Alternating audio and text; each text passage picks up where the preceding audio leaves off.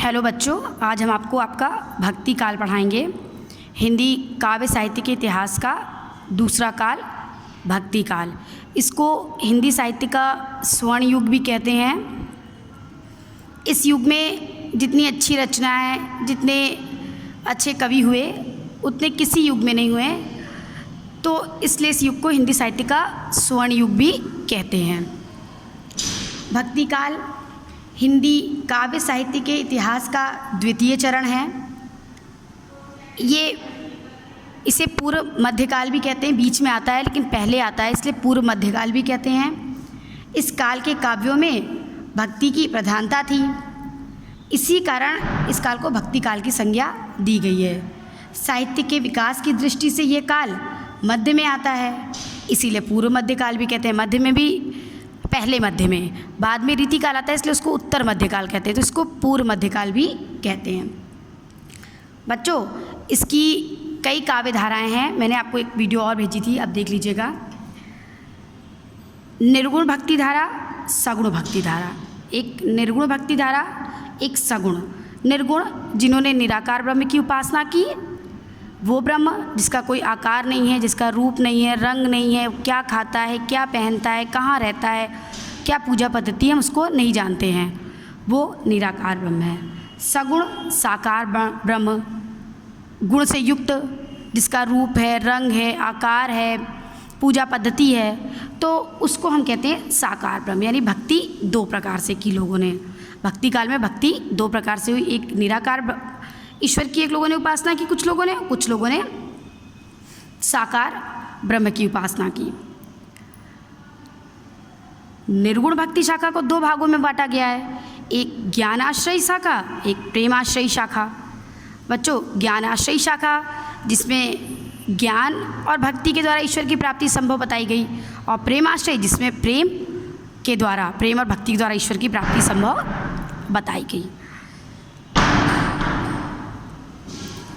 सगुण को भी दो भागों में बांटा गया है, कृष्ण भक्ति शाखा, राम भक्ति शाखा।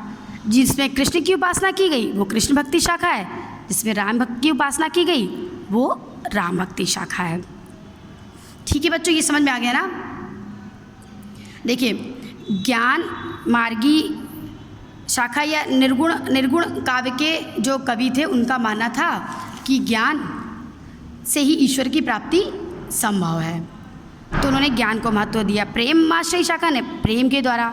बच्चों, सब में एक चीज़ बराबर है, कॉमन है, एक तरह है कि सबने भक्ति को प्रधानता दी। किसी ने ज्ञान के द्वारा, ज्ञान और भक्ति को प्रधानता, किसी ने प्रेम और भक्ति को प्रधानता, किसी ने सगुण ईश्वर के साथ भक्ति की।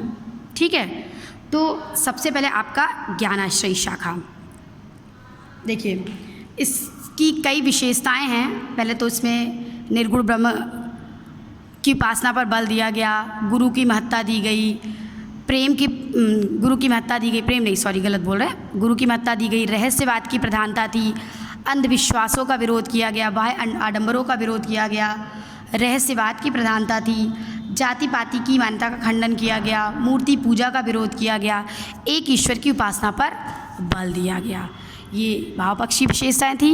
इसके बाद आपकी जो दूसरी विशेषता है कि इस युग में सधुक्कड़ी भाषा का प्रयोग किया गया, ज़्यादातर शांत रस, श्रृंगार रस का प्रयोग किया गया, अलंकार, उपमा, रूपक का ज़्यादा इस्तेमाल किया गया, है ना। तो देखिए, ज्ञानाश्रयी शाखा, यह शाखा ज्ञान पर आधारित है। भगवान के स्वरूप का तात्विक एवं अपरोक्ष साक्षात्कार करना तथा उसके प्रति अनन्य एवं सहज प्रेम की निर्गुण उपासना का मूल स्वरूप है।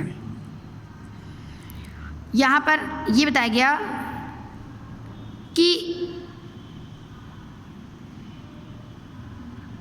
यहाँ भगवान के अवतार की कल्पना नहीं की गई है, केवल निर्गुण और निराकार ब्रह्म की उपासना की गई है। बच्चों, यहाँ पे निर्गुण निराकार ब्रह्म की उपासना की गई है, किसी भी भगवान के अवतार की कल्पना नहीं की है, जो कि सगुण में की गई है। ज्ञानाश्रयी शाखा के प्रमुख कवि कबीरदास हैं। ध्यान रखिएगा बच्चों, ज्ञानाश्रयी शाखा के प्रमुख कवि कबीरदास हैं। वे रामानंद के शिष्य थे। उनकी भक्ति भावना में बाह्य आडंबर, तीर्थ, व्रत, रोज़ा, नमाज आदि का खंडन है भगवान को अद्वितीय ज्ञान एवं शुद्ध प्रेम से प्राप्त करने का संदेश दिया गया है। भक्ति भावना की अभिव्यक्ति उनका प्रमुख उद्देश्य है। और इस युग के प्रमुख कवि बच्चों कबीर, नानक, दादू, मलूकदास, रैदास आदि हैं, इस युग के प्रमुख कवि हैं। तो बच्चों ज्ञानाश्रयी शाखा आप लोग पढ़ लीजिएगा अच्छे से। इसके प्रतिनिधि कवि कबीरदास जी हैं और नानक, दादू, मलूकदास, रैदास, सुंदरदास और भी आपको कवि मिलेंगे। तो वो ये इस युग के प्रमुख कवि हैं और इनकी प्रमुख रचनाएं आप पढ़ लीजिएगा। बस हाँ, ये इतना पढ़ लीजिएगा बच्चों। आपका भक्ति काल का समय संवत 1375 से 1700 ईस्वी तक है। पहले मैंने बताया था कि अलग अलग इतिहासकारों ने अलग अलग समय निर्धारित किया है। तो संवत 1375 से 1700 ईस्वी तक, 1700 विक्रम संवत तक, संवत बता रहे हैं बच्चों, 1375 से 1700 विक्रम संवत तक इसका समय। और अगर सन में लिखते हैं तो सन 1318 से 1643 ईस्वी तक का समय है। तो ये आप इसको पढ़ लीजिएगा, फिर हम आपको प्रेम मार्गी शाखा बताएंगे।